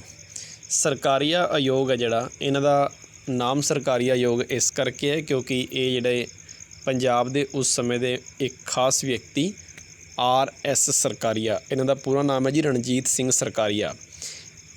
ਸਾਨੂੰ ਇਹ ਪਤਾ ਕਿ 1975 ਤੱਕ ਲਗਭਗ ਭਾਰਤ ਦੇ ਜਿਹੜੀ ਸਰਕਾਰਾਂ ਰਹੀਆਂ ਸਨ ਉਹ ਸੈਂਟਰ ਗੌਰਮੈਂਟ ਦੇ ਵਿੱਚ ਲਗਭਗ ਕਾਂਗਰਸ ਹੀ ਰਹੀ ਸੀ। 77 ਦੇ ਵਿੱਚ ਜਾ ਕੇ ਪਹਿਲੀ ਵਾਰੀ ਕਾਂਗਰਸ ਜਿਹੜੀ ਕੇਂਦਰ ਸਰਕਾਰ 'ਚ ਹਾਰੀ ਸੀ ਅਤੇ ਰਾਜਾਂ ਦੇ ਵਿੱਚ ਵੀ ਲਗਭਗ ਕੇਂਦਰ ਸਰਕਾਰ ਨੇ ਇਹੀ ਕੰਮ ਕੀਤਾ ਹੋਇਆ ਸੀ ਕਿ ਜਿੱਥੇ ਗੈਰ ਗੌਰਮੈਂਟ ਬਣ ਜਾਂਦੀ ਹੈ, ਗੈਰ ਕਾਂਗਰਸ, ਤਾਂ ਉੱਥੋਂ ਦੇ ਜਿਹੜੇ ਗਵਰਨਰ ਨੇ ਉਹਨਾਂ ਨੂੰ ਕਹਿ ਕੇ ਰਾਸ਼ਟਰਪਤੀ ਸ਼ਾਸਨ ਜਿਹੜਾ ਲਾਗੂ ਕਰਵਾ ਦਿੱਤਾ ਜਾਂਦਾ ਸੀ। ਆਰਟੀਕਲ 356 ਦਾ ਬਹੁਤ ਜ਼ਿਆਦਾ ਮਿਸਯੂਜ਼ ਕੀਤਾ ਗਿਆ ਭਾਰਤੀ ਸੰਵਿਧਾਨ ਦੇ ਵਿੱਚ। ਅਤੇ ਇੱਕ ਇਨਫੋਰਮੇਸ਼ਨ ਇਹ ਵੀ ਹੈ ਕਿ ਸੰਨ 2008 ਤੱਕ ਜਿਹੜਾ ਅਨੁਛੇਦ 356 ਹੈ ਜੋ ਰਾਸ਼ਟਰਪਤੀ ਦੀ ਸੰਕਟਕਾਲੀਨ ਸ਼ਕਤੀਆਂ ਦੇ ਵਿੱਚ ਆਉਂਦਾ ਹੈ, ਇਹਦਾ ਭਾਰਤ ਦੇ ਵਿੱਚ ਜਿਹੜਾ ਪ੍ਰਯੋਗ ਹੈ ਲਗਭਗ 120 ਵਾਰ ਕੀਤਾ ਜਾ ਚੁੱਕਿਆ ਸੀ। ਅਤੇ ਗਵਰਨਰ ਦੀ ਜਿਹੜੀ ਸਥਿਤੀ ਹੈ ਉਹ ਕਾਫੀ ਖ਼ਰਾਬ ਸੀ ਅਤੇ ਗਵਰਨਰ ਵਾਸਤੇ ਇੱਕ ਬੜੀ ਮਸ਼ਹੂਰ ਲਾਈਨ ਕਹੀ ਜਾਂਦੀ ਹੈ ਜਿਹੜੀ ਕਿ ਸਰੋਜਨੀ ਨਾਇਡੂ ਨੇ ਆਖੀ ਸੀ ਕਿ ਜਿਹੜਾ ਇੰਡੀਆ ਦਾ ਜਿਹੜਾ ਗਵਰਨਰ ਹੈ ਕਿਸੇ ਵੀ ਸਟੇਟ ਦਾ ਉਹ ਇੱਕ ਸੋਨੇ ਦੇ ਪਿੰਜਰੇ ਦੇ ਵਿੱਚ ਬੰਦ ਇੱਕ ਪੰਛੀ ਹੈ, ਇਸ ਤੋਂ ਵੱਧ ਉਹ ਕੁਝ ਵੀ ਨਹੀਂ ਹੈਗਾ। ਠੀਕ ਹੈ, ਤਾਂ ਇਸੇ ਕਰਕੇ ਕੇਂਦਰ ਸਰਕਾਰ ਅਤੇ ਰਾਜ ਸਰਕਾਰਾਂ ਜਿਹੜੇ ਝਗੜੇ ਆਪਸ ਦੇ ਵਿੱਚ ਲਗਾਤਾਰ ਵੱਧ ਰਹੇ ਸਨ, ਉਹਨਾਂ ਦੇ ਵਾਸਤੇ ਸ਼੍ਰੀਮਤੀ ਇੰਦਰਾ ਗਾਂਧੀ ਜੋ ਕਿ ਉਸ ਸਮੇਂ ਸਾਡੇ ਦੇਸ਼ ਦੀ ਪ੍ਰਧਾਨ ਮੰਤਰੀ ਸੀ, ਤਾਂ ਉਹਨਾਂ ਨੇ ਸੁਝਾਅ ਮੰਗਿਆ ਸੀ ਕਿ ਇਹਦਾ ਹੱਲ ਕਿਵੇਂ ਹੋ ਸਕਦਾ ਹੈ। ਤਾਂ ਇਹਦੇ ਲਈ ਇੱਕ ਕਮੇਟੀ ਬਣਾਈ ਗਈ ਸੀ, ਇੱਕ ਟੀਮ ਬਣਾਈ ਗਈ ਸੀ 1983 ਦੇ ਵਿੱਚ। ਅਤੇ 1983 ਦੇ ਵਿੱਚ ਸਰਕਾਰੀ ਆਯੋਗ ਨੇ ਸਿਫਾਰਿਸ਼ ਕੀਤੀ ਸੀ, ਲਗਭਗ 600 ਦੇ ਆਸ-ਪਾਸ ਪੇਜਾਂ ਦੀ ਜਿਹੜੀ ਫਾਈਲ ਤਿਆਰ ਕੀਤੀ ਗਈ ਸੀ ਅਤੇ ਵੱਖ-ਵੱਖ ਸੁਝਾਅ ਦਿੱਤੇ ਗਏ ਸੀ ਤਾਂ ਕਿ ਸੈਂਟਰ ਗੌਰਮੈਂਟ ਅਤੇ ਸਟੇਟ ਗੌਰਮੈਂਟ ਦੇ ਆਪਸੀ ਜਿਹੜੇ ਝਗੜੇ ਨੇ ਉਹਨਾਂ ਦਾ ਕਿਸੇ ਤਰੀਕੇ ਨਾਲ ਸਲਿਊਸ਼ਨ ਹੋ ਚੁੱਕੇ ਅਤੇ ਸੰਵਿਧਾਨ ਦੀਆਂ ਕੁਛ ਅਜਿਹੀਆਂ ਵਿਵਸਥਾਵਾਂ ਕੀਤੀਆਂ ਜਾਣ ਤਾਂ ਕਿ ਦੋਨਾਂ ਦੇ ਸੰਬੰਧ ਆਪਸ ਦੇ ਵਿੱਚ ਵਧੀਆ ਬਣੇ ਰਹਿਣ ਅਤੇ ਭਾਰਤ ਦੀ ਏਕਤਾ ਅਤੇ ਅਖੰਡਤਾ ਨੂੰ ਕਿਸੇ ਪ੍ਰਕਾਰ ਦਾ ਖਤਰਾ ਨਾ ਹੋਵੇ। ਤਾਂ ਸਹੀ ਜਵਾਬ ਹੈ ਜੀ ਇਹਦਾ 1983। ਅਤੇ ਇਹ ਤੁਹਾਨੂੰ ਦੱਸ ਦਿੱਤਾ ਜਾਵੇ ਕਿ ਪਹਿਲਾਂ ਵੀ ਮਾਸਟਰ ਕੈਡਰ ਦੇ ਐਗਜ਼ਾਮ ਦੇ ਵਿੱਚ ਇਹ ਪ੍ਰਸ਼ਨ ਜਿਹੜਾ ਆ ਚੁੱਕਿਆ ਸਰਕਾਰੀਆ ਆਯੋਗ। ਇਸ ਤੋਂ ਬਾਅਦ ਚੱਲਦੇ ਹਾਂ ਜੀ ਪ੍ਰਸ਼ਨ ਨੰਬਰ 9 ਵੱਲ। ਉਮੀਦ ਕਰਦਾ ਕਿ ਸਾਰੇ ਹੀ ਪ੍ਰਸ਼ਨ ਤੁਹਾਨੂੰ ਵਧੀਆ ਲੱਗੇ ਹੋਣਗੇ। ਨਾਲ ਇਹਦੇ ਰਿਲੇਟਡ ਜਿਹੜੀ ਜਾਣਕਾਰੀ ਹੈ ਤੁਸੀਂ ਆਪਣੀ ਕਾਪੀ 'ਤੇ ਨੋਟ ਕਰਦੇ ਰਹੋ। ਸੰਵਿਧਾਨ ਸੰਸ਼ੋਧਨ ਦੀ ਵਿਧੀ ਭਾਰਤੀ ਸੰਵਿਧਾਨ ਦੇ ਕਿਸ ਅਨੁਛੇਦ ਦੇ ਵਿੱਚ ਦਰਜ ਹੈ? ਜਦੋਂ ਵੀ ਭਾਰਤੀ ਸੰਵਿਧਾਨ ਦੇ ਵਿੱਚ ਕਿਸੇ ਪ੍ਰਕਾਰ ਦਾ ਵੀ ਸੰਸ਼ੋਧਨ ਕਰਨਾ ਹੁੰਦਾ ਹੈ, ਸੰਸ਼ੋਧਨ ਦਾ ਮਤਲਬ ਹੁੰਦਾ ਬਦਲਾਵ ਕਰਨਾ। ਜੋ ਸਾਡਾ ਮੂਲ ਸੰਵਿਧਾਨ ਸੀ ਉਹ ਸਾਡੇ ਕੋਲ ਅੱਜ ਸੇਮ ਨਹੀਂ ਹੈਗਾ। ਲਗਭਗ 104 ਤੇ 105 ਦੇ ਆਸ-ਪਾਸ ਜਿਹੜੀਆਂ ਅਮੈਂਡਮੈਂਟ ਨੇ ਉਹ ਸਾਡੇ ਭਾਰਤੀ ਸੰਵਿਧਾਨ ਦੇ ਵਿੱਚ ਹੁਣ ਤੱਕ ਹੋ ਚੁੱਕੀਆਂ ਨੇ। ਅਤੇ ਇਹ ਅਮੈਂਡਮੈਂਟ ਕਰਨ ਦੀ ਜਿਹੜੀ ਪ੍ਰੋਸੈਸ ਹੈ ਇਹ ਭਾਰਤੀ ਸੰਵਿਧਾਨ ਦੇ ਅਨੁਛੇਦ 368 ਦੇ ਵਿੱਚ ਐਕਸਪਲੇਨ ਕੀਤੀ ਗਈ ਹੈ, ਆਰਟੀਕਲ 368। ਅਤੇ ਆਰਟੀਕਲ 368 ਦੇ ਜਿਹੜੀ ਇਹ ਪ੍ਰੋਸੈਸ ਲਿਖੀ ਗਈ ਹੈ ਇਹ ਸਾਊਥ ਅਫਰੀਕਾ ਦਾ ਜਿਹੜਾ ਸੰਵਿਧਾਨ ਹੈ ਉਸ ਤੋਂ ਪ੍ਰੇਰਿਤ ਹੋ ਕੇ ਉਹੀ ਪ੍ਰੋਸੈਸ ਭਾਰਤ ਦੇ ਵਿੱਚ ਐਕਸਪਲੇਨ ਕੀਤੀ ਗਈ ਹੈ। ਨੈਕਸਟ ਕੁਐਸਚਨ ਹੈ ਜੀ ਤੁਹਾਡੇ ਕੋਲ ਪ੍ਰਸ਼ਨ ਨੰਬਰ 10। ਪ੍ਰਸ਼ਨ ਨੰਬਰ 10 ਹੈ। ਇਸ ਤੋਂ ਬਾਅਦ ਪ੍ਰਸ਼ਨ ਨੰਬਰ 10 ਦੇ ਵਿੱਚ ਸਾਨੂੰ ਪੁੱਛਿਆ ਗਿਆ ਕਿਹੜੇ ਈਸਾਈ ਮਿਸ਼ਨਰੀਆਂ ਨੂੰ ਭਾਰਤ ਦੇ ਵਿੱਚ ਆਉਣ ਦੀ ਆਗਿਆ ਕਿਸ ਅਧਿਨਿਯਮ ਦੇ ਤਹਿਤ ਦਿੱਤੀ ਗਈ? ਇੱਥੇ ਵਰਡ ਲਿਖਿਆ ਗਿਆ ਇਸ, ਤਾਂ ਇਸ ਨੂੰ ਚੇਂਜ ਕਰ ਲਿਓ, ਕਿਸ ਅਧਿਨਿਯਮ ਦੇ ਤਹਿਤ ਦਿੱਤੀ ਗਈ? ਤਾਂ 1813 ਇਹਦਾ ਬਿਲਕੁਲ ਸਹੀ ਉੱਤਰ ਮਿਲੇਗਾ ਤੁਹਾਨੂੰ। 1813 ਤੋਂ ਪਹਿਲਾਂ ਭਾਰਤ ਦੇ ਜਿਹੜੇ ਈਸਾਈ ਮਿਸ਼ਨਰੀ ਨੇ ਉਹ ਭਾਰਤ 'ਚ ਨਹੀਂ ਆ ਸਕਦੇ ਸਨ। ਉਹਨਾਂ ਨੂੰ ਭਾਰਤ ਦੇ ਵਿੱਚ ਈਸਾਈ ਧਰਮ ਦੇ ਪ੍ਰਚਾਰ ਕਰਨ ਦੀ ਕੋਈ ਆਗਿਆ ਨਹੀਂ ਦਿੱਤੀ ਗਈ ਸੀ ਈਸਟ ਇੰਡੀਆ ਕੰਪਨੀ ਵੱਲੋਂ। ਅਤੇ 1813 ਦੇ ਐਕਟ ਦੇ ਵਿੱਚ ਇਹ ਗੱਲ ਕਲੀਅਰ ਕਰ ਦਿੱਤੀ ਕਿ ਜੇਕਰ ਭਾਰਤੀ ਲੋਕਾਂ ਨੂੰ ਗੁਲਾਮ ਬਣਾਉਣਾ ਹੈ ਤਾਂ ਇਹਨਾਂ ਨੂੰ ਭਾਰਤ ਦੀ ਸੰਸਕ੍ਰਿਤੀ ਨਾਲ ਤੋੜਨਾ ਪਏਗਾ, ਇਹਨਾਂ ਦੇ ਧਰਮ 'ਤੇ ਵੀ ਅਟੈਕ ਕਰਨਾ ਪਏਗਾ ਅਤੇ ਇਹਨਾਂ ਦੀ ਜਿਹੜੀ ਲੈਂਗੁਏਜ ਹੈ, ਜਿਹੜੀ ਭਾਸ਼ਾ ਉੱਤੇ ਵੀ ਅਟੈਕ ਕਰਨਾ ਪਏਗਾ। ਅਤੇ ਇਸੇ ਕਰਕੇ 1813 ਦਾ ਜਿਹੜਾ ਚਾਰਟਰ ਐਕਟ ਹੈ ਇਹਦੇ ਵਿੱਚ ਭਾਰਤੀ ਲੋਕਾਂ ਨੂੰ ਉਹਨਾਂ ਦੀ ਸੰਸਕ੍ਰਿਤੀ ਤੋਂ ਅਲੱਗ ਕਰਨ ਵਾਸਤੇ ਪਹਿਲੀ ਵਾਰੀ ਭਾਰਤ ਦੇ ਵਿੱਚ ਈਸਾਈ ਮਿਸ਼ਨਰੀਆਂ ਨੂੰ ਆਉਣ ਦੀ ਆਗਿਆ ਦਿੱਤੀ ਗਈ। ਅਤੇ ਈਸਾਈ ਮਿਸ਼ਨਰੀ ਆ ਕੇ ਭਾਰਤ ਦੇ ਵਿੱਚ ਆਪਣੇ ਧਰਮ ਦਾ ਪ੍ਰਚਾਰ ਕਰ ਸਕਦੇ ਹਨ ਅਤੇ ਇਹਦੇ ਨਾਲ ਹੀ ਭਾਰਤ ਵਿੱਚ ਜਿਹੜੀ ਅੰਗਰੇਜ਼ੀ ਭਾਸ਼ਾ ਹੈ ਉਸ ਨੂੰ ਲਾਗੂ ਕਰਨ ਦਾ ਜਿਹੜਾ ਪ੍ਰੋਗਰਾਮ ਜਿਹੜਾ ਤਿਆਰ ਕੀਤਾ ਗਿਆ ਸੀ। ਅਤੇ 1813 ਦੇ ਵਿੱਚ ਹੀ ਈਸਟ ਇੰਡੀਆ ਕੰਪਨੀ ਦਾ ਜਿਹੜਾ ਏਕਾਧਿਕਾਰ ਹੈ, ਮੋਨੋਪਲੀ ਹੈ, ਉਹਨੂੰ ਖਤਮ ਕਰ ਦਿੱਤਾ ਗਿਆ ਸੀ। ਪਰ ਚਾਈਨਾ ਦੇ ਨਾਲ ਆਉਣ ਵਾਲੇ 20 ਸਾਲ ਤੱਕ ਜਿਹੜਾ ਈਸਟ ਇੰਡੀਆ ਕੰਪਨੀ ਹੈ ਉਹ ਵਪਾਰ ਕਰਦੀ ਰਹੇਗੀ। ਤਾਂ ਇਹ ਵਿਵਸਥਾ ਇਸ ਐਕਟ ਦੇ ਵਿੱਚ ਕੀਤੀ ਗਈ ਸੀ ਅਤੇ ਇਹਦਾ ਸਹੀ ਜਵਾਬ 1813। ਪ੍ਰਸ਼ਨ ਨੰਬਰ 11। ਪ੍ਰਸ਼ਨ ਨੰਬਰ 11 ਦੇ ਵਿੱਚ ਸਾਨੂੰ ਪੁੱਛਿਆ ਗਿਆ ਕੇਸ਼ਵ ਨੰਦ ਭਾਰਤੀ ਕੇਸ 1973 ਕਿਸ ਰਾਜ ਦੇ ਨਾਲ ਸੰਬੰਧਿਤ ਹੈ? ਬੜਾ ਹੀ ਮਸ਼ਹੂਰ ਕੇਸ ਹੈ ਸੁਪਰੀਮ ਕੋਰਟ ਦਾ, ਔਰ ਕੇਸ਼ਵ ਨੰਦ ਭਾਰਤੀ ਹੀ ਇੱਕ ਅਜਿਹਾ ਭਾਰਤ ਦਾ ਕੇਸ ਹੈ ਜਿਹਦੇ ਵਿੱਚ ਹੁਣ ਤੱਕ ਸੁਪਰੀਮ ਕੋਰਟ ਦੇ ਸਭ ਤੋਂ ਜ਼ਿਆਦਾ ਜਿਹੜੇ ਜੱਜਾਂ ਦੀ ਜਿਹੜੀ ਬੈਠਕ ਹੈ ਜਾਂ ਬੈਂਚ ਹੈ ਜਿਹੜੀ ਬੈਠੀ ਸੀ, ਤਾਂ ਇਹ ਸੁਪਰੀਮ ਕੋਰਟ ਦੇ ਇਸ ਕੇਸ ਨੂੰ ਸੁਣਨ ਵਾਸਤੇ ਕੁੱਲ 13 ਜੱਜਾਂ ਦੀ ਸਭ ਤੋਂ ਵੱਡੀ ਜਿਹੜੀ ਬੈਠਕ ਹੁਣ ਤੱਕ ਦੀ। ਤੁਹਾਨੂੰ ਪ੍ਰਸ਼ਨ ਪੁੱਛਿਆ ਜਾਏ ਕਿ ਭਾਰਤੀ ਸੰਵਿਧਾਨ ਦੇ ਵਿੱਚ ਕਿਸ ਕੇਸ ਦੇ ਵਿੱਚ ਜਾਂ ਭਾਰਤੀ ਸੁਪਰੀਮ ਕੋਰਟ ਦੇ ਵਿੱਚ ਕਿਹੜੇ ਕੇਸ 'ਚ ਸਭ ਤੋਂ ਜ਼ਿਆਦਾ ਜਿਹੜੇ ਜੱਜ ਬੈਠੇ ਸਨ, ਤਾਂ ਉਹਦਾ ਜਵਾਬ ਹੋਏਗਾ ਕੇਸ਼ਵ ਨੰਦ ਭਾਰਤੀ ਕੇਸ। ਬੜਾ ਹੀ ਮਸ਼ਹੂਰ ਕੇਸ ਹੈ, ਇਹਦੇ ਬਾਰੇ ਕਦੇ ਡਿਟੇਲ ਦੇ ਵਿੱਚ ਆਪਾਂ ਚਰਚਾ ਕਰਾਂਗੇ। ਤਾਂ ਕੇਸ਼ਵ ਨੰਦ ਭਾਰਤੀ ਕੇਸ 1973 ਦੇ ਵਿੱਚ ਕਿਸ ਰਾਜ ਦੇ ਨਾਲ ਸੰਬੰਧਿਤ ਸੀ? ਤਾਂ ਇਹਦਾ ਜਵਾਬ ਹੈ ਜੀ ਕੇਰਲ। ਕੇਰਲ ਦੇ ਨਾਲ ਰਿਲੇਟਡ ਇਹ ਕੇਸ ਹੈ। ਕੇਂਦਰ ਸਰਕਾਰ ਅਤੇ ਜਿਹੜਾ ਕੇਰਲ ਸਰਕਾਰ ਦਾ ਆਪਸੀ ਝਗੜਾ ਸੀ ਕੇਸ਼ਵ ਨੰਦ ਭਾਰਤੀ ਨੂੰ ਲੈ ਕੇ। ਤਾਂ ਇਹ ਜ਼ਮੀਨ ਦਾ ਰੌਲਾ ਸੀ, ਉਸ ਸਮੇਂ ਲੈਂਡ ਰਿਫੋਰਮਸ ਚੱਲ ਰਹੇ ਸਨ ਭਾਰਤ ਦੇ ਵਿੱਚ। 1967 ਦੀ ਗੱਲ ਹੈ ਜਦੋਂ ਸਾਡੇ ਦੇਸ਼ ਦੇ ਵਿੱਚ ਹਰੀ ਕ੍ਰਾਂਤੀ ਆਈ ਹੈ। ਤਾਂ 1973 ਦਾ ਜਿਹੜਾ ਕੇਸ ਹੈ ਇਹ ਕੇਰਲ ਰਾਜ ਦੇ ਨਾਲ ਸੰਬੰਧਿਤ ਹੈ ਅਤੇ ਇਹਦਾ ਫੈਸਲਾ ਬੜਾ ਹੀ ਅਜੀਬੋ ਗਰੀਬ ਹੋਇਆ ਸੀ 7-6 ਨਾਲ। 7 ਜੱਜ ਇੱਕ ਪਾਸੇ ਅਤੇ 6 ਜੱਜ ਇੱਕ ਪਾਸੇ। ਤਾਂ ਇਹ ਕੇਸ ਤੁਹਾਨੂੰ ਕਦੇ ਇੱਕ ਦਿਨ ਡਿਟੇਲ ਦੇ ਵਿੱਚ ਦੱਸਿਆ ਜਾਏਗਾ ਤੁਹਾਡੇ ਆਪਣੇ ਹੀ YouTube ਚੈਨਲ ਦੇ ਉੱਤੇ। ਤਾਂ ਇਹਦਾ ਸਹੀ ਜਵਾਬ ਹੈ ਜੀ ਕੇਰਲਾ। ਪ੍ਰਸ਼ਨ ਨੰਬਰ 12। ਪ੍ਰਸ਼ਨ ਨੰਬਰ 12 ਦੇ ਵਿੱਚ ਸਾਨੂੰ ਪੁੱਛਿਆ ਗਿਆ ਜੀ ਦਲ ਬਦਲੀ ਕਾਨੂੰਨ ਭਾਰਤੀ ਸੰਵਿਧਾਨ ਦੇ ਵਿੱਚ ਕਿਸ ਸੰਸ਼ੋਧਨ ਦੇ ਰਾਹੀਂ ਜੋੜਿਆ ਗਿਆ ਸੀ? ਅਤੇ ਇਸ ਨੂੰ ਅਸੀਂ ਇੰਗਲਿਸ਼ ਦੇ ਵਿੱਚ ਬੋਲਦੇ ਹਾਂ ਐਂਟੀ ਡਿਫੈਕਸ਼ਨ। ਦਲ ਬਦਲੀ ਕਾਨੂੰਨ ਸਾਡੇ ਭਾਰਤ ਦੇ ਵਿੱਚ ਸੰਨ 1985 ਦੇ ਵਿੱਚ ਜੋੜਿਆ ਗਿਆ ਸੀ ਜੀ। ਭਾਰਤੀ ਸੰਵਿਧਾਨ ਦੇ ਵਿੱਚ ਜਦੋਂ ਮੂਲ ਅਨੁਸੂਚੀਆਂ ਸਨ ਜਿਹੜੀਆਂ ਉਹ 8 ਸਨ। 9ਵੀਂ ਅਨੁਸੂਚੀ, ਫਿਰ 10ਵੀਂ, ਫਿਰ 11ਵੀਂ ਅਤੇ ਫਿਰ 12ਵੀਂ। ਹੁਣ ਇਸ ਸਮੇਂ ਸਾਡੇ ਕੋਲ 12 ਅਨੁਸੂਚੀਆਂ ਨੇ। 8 ਅਨੁਸੂਚੀਆਂ ਦਾ ਮੂਲ ਸੰਵਿਧਾਨ ਦੇ ਵਿੱਚ ਹੀ ਸਨ। 9ਵੀਂ ਅਨੁਸੂਚੀ ਬਾਅਦ 'ਚ ਜੋੜੀ ਗਈ ਜੀ। 10ਵੀਂ ਅਨੁਸੂਚੀ ਹੈ ਜਿਹੜੀ ਇਹ ਸੰਨ 1985 'ਚ ਜੋੜੀ ਗਈ। ਔਰ ਜਦੋਂ 10ਵੀਂ ਅਨੁਸੂਚੀ ਜੋੜੀ ਗਈ ਸੀ ਤਾਂ ਇਹ ਅਨੁਸੂਚੀ ਦੇ ਵਿੱਚ ਹੀ ਦਲ ਬਦਲੀ ਜਿਹੜਾ ਕਾਨੂੰਨ ਉਹਦੀ ਵਿਆਖਿਆ ਕੀਤੀ ਗਈ ਸੀ। ਅਤੇ ਦਲ ਬਦਲੀ ਕਾਨੂੰਨ ਹੈ ਜਿਹੜਾ ਇਹ ਸਾਡੇ ਭਾਰਤੀ ਸੰਵਿਧਾਨ ਦੇ ਵਿੱਚ 10ਵੀਂ ਅਨੁਸੂਚੀ 'ਚ ਦਰਜ ਹੈ ਅਤੇ 1985 'ਚ ਇਹਨੂੰ ਸ਼ਾਮਲ ਕੀਤਾ ਗਿਆ ਸੀ। ਅਤੇ ਇਹ ਸਾਡੇ ਭਾਰਤੀ ਸੰਵਿਧਾਨ ਦਾ 52ਵਾਂ ਸੰਸ਼ੋਧਨ ਹੈ ਜੀ, 52। ਤਾਂ ਇਹਦਾ ਸਹੀ ਜਵਾਬ ਹੋਏਗਾ ਜੀ 3rd 52 ਅਮੈਂਡਮੈਂਟ ਨੰਬਰ। ਇਸੇ ਨੂੰ ਕਈ ਵਾਰ ਦਲ ਬਦਲੀ ਨੂੰ ਭਾਰਤ ਦੇ ਜਿਹੜੇ ਲੋਕ ਨੇ ਉਹ ਪ੍ਰਵਰਬ ਦੇ ਰੂਪ ਦੇ ਵਿੱਚ ਆਇਆ ਰਾਮ ਤੇ ਗਿਆ ਰਾਮ ਵੀ ਆਖ ਦਿੰਦੇ ਆ। ਕਈ ਵਾਰ ਇਸ ਤਰ੍ਹਾਂ ਪ੍ਰਸ਼ਨ ਵੀ ਤੁਹਾਡੇ ਤੋਂ ਪੁੱਛਿਆ ਜਾ ਸਕਦਾ ਕਿ ਆਇਆ ਰਾਮ ਤੇ ਗਿਆ ਰਾਮ ਕਿਸ ਕਾਨੂੰਨ ਨਾਲ ਸੰਬੰਧਿਤ ਹੈ, ਤੇ ਦਲ ਬਦਲੀ ਕਾਨੂੰਨ ਦੇ ਨਾਲ ਹੀ ਸੰਬੰਧਿਤ ਇੱਕ ਮੁਹਾਵਰਾ ਹੈ ਜੋ ਕਾਫੀ ਮਸ਼ਹੂਰ ਹੈ ਭਾਰਤ ਦੇ ਵਿੱਚ।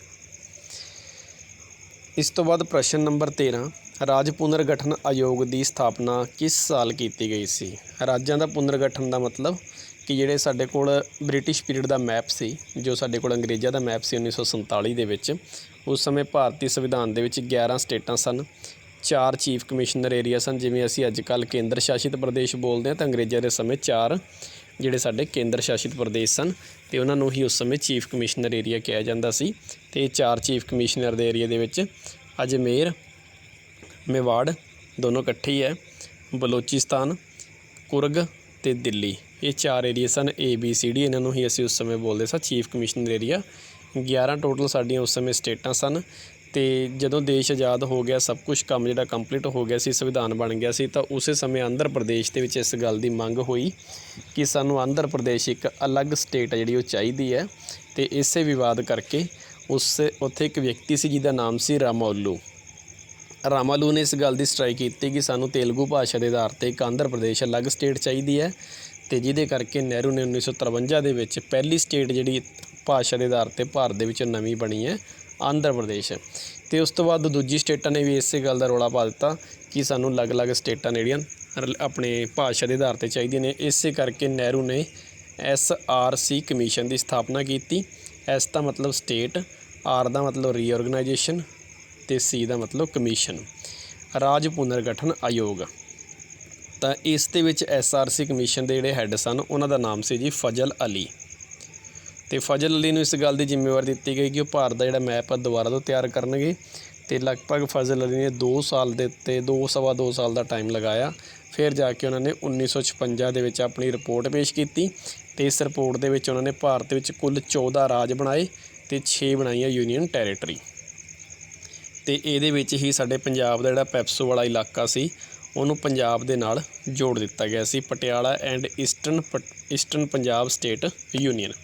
ਤਾਂ ਇਸੇ ਕਰਕੇ ਜਿਹੜੀ PRTC ਬੱਸਾਂ ਨੇ ਉਹਨਾਂ ਦੀ ਫੁੱਲ ਫੋਰਮ ਦੇ ਵਿੱਚ ਪੈਪਸੂ ਲਿਖਿਆ ਜਾਂਦਾ ਹੈ, ਜੋ ਕਿ ਪਟਿਆਲਾ ਤੋਂ ਜੀਂਦ ਤੱਕ ਦਾ ਜਿਹੜਾ ਇਲਾਕਾ ਹੈ, ਸੰਗਰੂਰ, ਕੈਂਚੀਆਂ, ਨਾਲਾਗੜ੍ਹ, ਇਹ ਸਾਰੇ ਇਲਾਕੇ ਨੂੰ ਪੈਪਸੂ ਕਹਿੰਦੇ ਸਨ। ਅਤੇ ਇਹਨੂੰ ਪੰਜਾਬ ਦੇ ਨਾਲ ਜੋੜ ਦਿੱਤਾ ਗਿਆ ਸੀ। ਪਹਿਲਾਂ ਪੰਜਾਬ ਇੱਕ ਅਲੱਗ ਰਾਜ ਸੀ ਅਤੇ ਪੈਪਸੂ ਇੱਕ ਦੇਸੀ ਰਿਆਸਤੀ ਜਿਹਦਾ ਗਠਨ 15 ਜੁਲਾਈ 1948 ਨੂੰ ਹੋਇਆ ਸੀ। ਬਾਅਦ ਦੇ ਵਿੱਚ 1956 ਦੇ ਵਿੱਚ ਇਹਨੂੰ ਪੰਜਾਬ ਨਾਲ ਜੋੜ ਦਿੱਤਾ ਗਿਆ ਸੀ ਜੀ।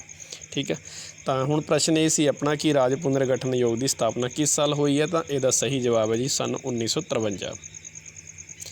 MCQ ਮੈਂ ਇਸੇ ਕਰਕੇ ਬਣਾਏ ਨੇ ਤਾਂ ਕਿ ਇਹਦੇ ਨਾਲ ਰਿਲੇਟਡ ਤੁਹਾਨੂੰ ਹੋਰ ਇਨਫੋਰਮੇਸ਼ਨ ਜਿਹੜੀ ਮੈਂ ਤੁਹਾਨੂੰ ਦੇ ਸਕਾਂ, ਕਿਉਂਕਿ ਇਕੱਲੇ ਟੌਪਿਕ ਕਰਾਵਾਂਗੇ ਤਾਂ ਉਹਦੇ 'ਚ ਕਾਫੀ ਸਮਾਂ ਜਿਹੜਾ ਖਰਾਬ ਹੋਏਗਾ। ਮੇਰੀ ਕੋਸ਼ਿਸ਼ ਇਹ ਰਹੇਗੀ ਕਿ ਮੈਂ ਵੱਧ ਤੋਂ ਵੱਧ ਜਿੰਨਾ ਵੀ ਹੋ ਸਕੇ ਤੁਹਾਨੂੰ ਨਾਲ ਰਿਲੇਟਡ ਜਿਹੜੇ ਲਿੰਕ ਕੁਐਸਚਨ ਨੇ ਉਹ ਦੱਸਦਾ ਰਹਾਂ। ਕੁਐਸਚਨ ਇਹ ਕਹਿਣ ਨੂੰ ਤਾਂ 10-15 ਕੁਐਸਚਨ ਨੇ, ਪਰ ਇਹਦੇ ਨਾਲ ਤੁਸੀਂ ਘੱਟੋ ਘੱਟ 100-150 ਕੁਐਸਚਨ ਦੇ ਆਸ-ਪਾਸ ਆਪਣੇ ਜਿਹੜੇ ਸਿਲੇਬਸ ਵਾਸਤੇ ਤਿਆਰ ਕਰ ਸਕਦੇ ਹੋ।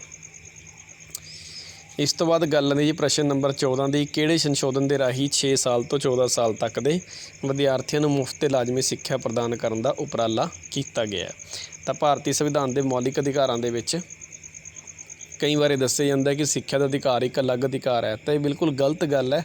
ਸਿੱਖਿਆ ਦਾ ਅਧਿਕਾਰ ਕੋਈ ਅਲੱਗ ਅਧਿਕਾਰ ਨਹੀਂ ਹੈ, ਜਦਕਿ ਇਹ ਅਧਿਕਾਰ ਸਾਡਾ ਸੁਤੰਤਰਤਾ ਦੇ ਅਧਿਕਾਰ ਦਾ ਹੀ ਇੱਕ ਪਾਰਟ ਹੈ। ਆਰਟੀਕਲ 21A ਦੇ ਵਿੱਚ ਸਾਡੇ ਸੰਵਿਧਾਨ ਦੇ ਵਿੱਚ ਕੁੱਲ 6 ਮੌਲਿਕ ਅਧਿਕਾਰ ਹਨ। ਸਮਾਨਤਾ ਦਾ ਅਧਿਕਾਰ ਹੈ ਜਿਹੜਾ 14 ਤੋਂ 18 ਦੇ ਵਿੱਚ ਹੈ। ਸੁਤੰਤਰਤਾ ਦਾ ਜਿਹੜਾ ਅਧਿਕਾਰ ਹੈ 19 ਤੋਂ 22 ਦੇ ਵਿੱਚ ਹੈ। ਤਾਂ ਇਸੇ 19 ਤੋਂ 22 ਦੇ ਵਿੱਚ ਦੇ ਇੱਕ ਅਧਿਕਾਰ ਹੈਗਾ ਆਰਟੀਕਲ 21A। ਅਤੇ ਇਸੇ ਕਰਕੇ ਸਿੱਖਿਆ ਦੇ ਅਧਿਕਾਰ ਨੂੰ ਅਸੀਂ ਸੁਤੰਤਰਤਾ ਦੇ ਅਧਿਕਾਰ ਦੇ ਅਧੀਨ ਹੀ ਪੜ੍ਹਾਂਗੇ, ਇਸ ਨੂੰ ਅਲੱਗ ਅਧਿਕਾਰ ਕਿਸੇ ਨੇ ਵੀ ਨਹੀਂ ਪੜ੍ਹਨਾ ਹੈਗਾ। ਮੌਲਿਕ ਅਧਿਕਾਰਾਂ ਦੀ ਗਿਣਤੀ ਅੱਜ ਵੀ ਸਾਡੇ ਸੰਵਿਧਾਨ ਦੇ ਵਿੱਚ 6 ਹੈ ਅਤੇ ਇਹਦੇ ਵਿੱਚ ਸਿੱਖਿਆ ਦਾ ਅਧਿਕਾਰ ਕੋਈ ਅਲੱਗ ਅਧਿਕਾਰ ਨਹੀਂ ਹੈ। ਤਾਂ ਇਹਦੀ ਜਿਹੜੀ ਵਿਵਸਥਾ ਹੈ ਭਾਰਤੀ ਸੰਵਿਧਾਨ ਦੇ ਵਿੱਚ ਸੰਨ 2002 ਦੇ ਵਿੱਚ ਕੀਤੀ ਗਈ ਸੀ। ਇਹਦੇ ਵਿੱਚ ਬਹੁਤ ਸਾਰੇ ਵਿਊਵਰਸ ਨੂੰ ਇਸ ਗੱਲ ਦਾ ਭੁਲੇਖਾ ਰਹਿੰਦਾ ਕਿ 93ਵਾਂ ਸੰਸ਼ੋਧਨ ਹੈ ਜਾਂ 86ਵਾਂ ਹੈ। ਤਾਂ ਦੇਖੋ ਨੰਬਰ ਦੇ ਹਿਸਾਬ ਨਾਲ ਤਾਂ ਉਸ ਸਮੇਂ 93ਵਾਂ ਬਣਦਾ ਸੀ, ਲੇਕਿਨ ਜਿਹੜੀ ਸਾਡੀ ਲੋਕ ਸਭਾ ਹੈ ਜਾਂ ਰਾਜ ਸਭਾ ਜਿਹੜੀ ਸਾਡੀ ਸੰਸਦ ਹੈ, ਤਾਂ ਇਹਦੀ ਪ੍ਰੋਸੈਸ ਜਿਹੜੀ ਅਲੱਗ ਤਰੀਕੇ ਨਾਲ ਹੁੰਦੀ ਹੈ। ਬਿੱਲ ਅਮੈਂਡਮੈਂਟ ਦਾ ਅੱਗੇ ਚੱਲ ਰਿਹਾ ਹੁੰਦਾ, ਲੇਕਿਨ ਕਈ ਵਾਰ ਅੱਗੇ ਵਾਲਾ ਬਿੱਲ ਪਹਿਲਾਂ ਪਾਸ ਹੋ ਜਾਂਦਾ। ਇਸੇ ਕਰਕੇ ਬਹੁਤ ਸਾਰੇ ਵਿਊਵਰਸ ਨੇ ਇਸ ਗੱਲ ਦਾ ਭੁਲੇਖਾ ਹੈ ਕਿ 93ਵੀਂ ਸੰਸ਼ੋਧਨ ਹੈ, ਅਤੇ 93ਵੀਂ ਸੰਸ਼ੋਧਨ ਨਹੀਂ ਹੈ, ਇਹ ਸਾਡੇ ਸੰਵਿਧਾਨ ਦੀ 86ਵੀਂ ਸੰਸ਼ੋਧਨ ਹੈ। ਤਾਂ ਇਹਦਾ ਸਹੀ ਜਵਾਬ ਹੋਏਗਾ ਜੀ चौथा 86वीं संशोधन।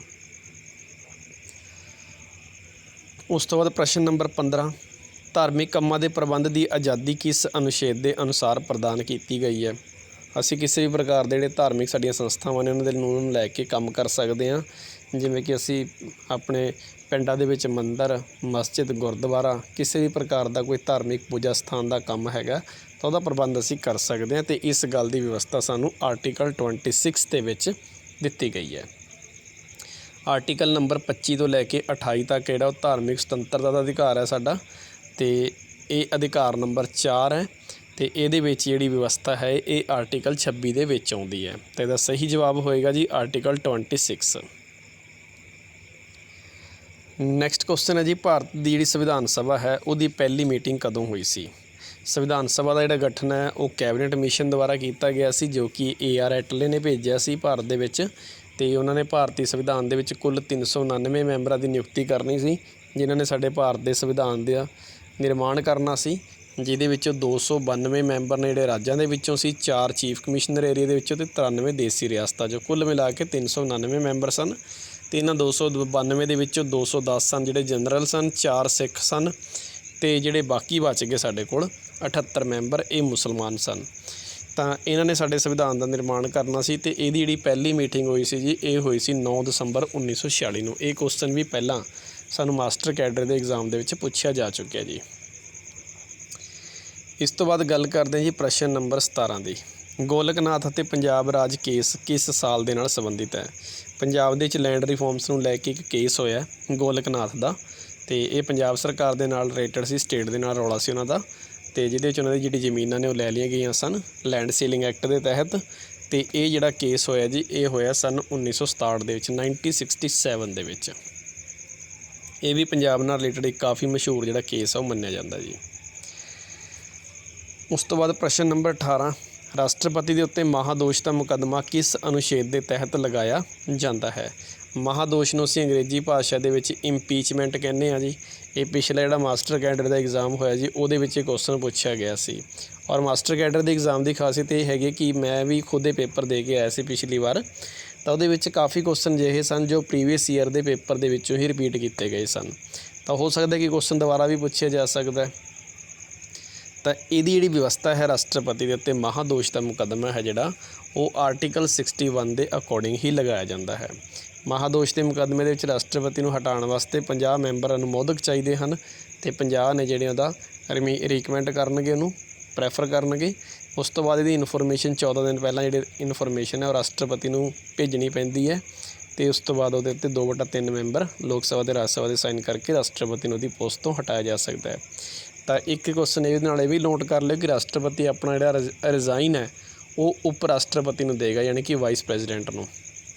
ਅਗਰ ਵਾਈਸ ਪ੍ਰੈਜ਼ੀਡੈਂਟ ਨਾ ਹੋਵੇ ਤਾਂ ਉਹਦੀ ਜਗ੍ਹਾ 'ਤੇ ਸਾਡੇ ਜਿਹੜੇ ਸੁਪਰੀਮ ਕੋਰਟ ਦਾ ਜਿਹੜਾ ਮੇਨ CJI ਹੈ ਉਹ ਕਾਰਜਵਾਹਕ ਹੋਏਗਾ ਕੰਮ ਦੇ ਤੌਰ 'ਤੇ, ਜਦ ਤੱਕ ਨਵਾਂ ਰਾਸ਼ਟਰਪਤੀ ਨਹੀਂ ਨਿਯੁਕਤ ਕੀਤਾ ਜਾਂਦਾ।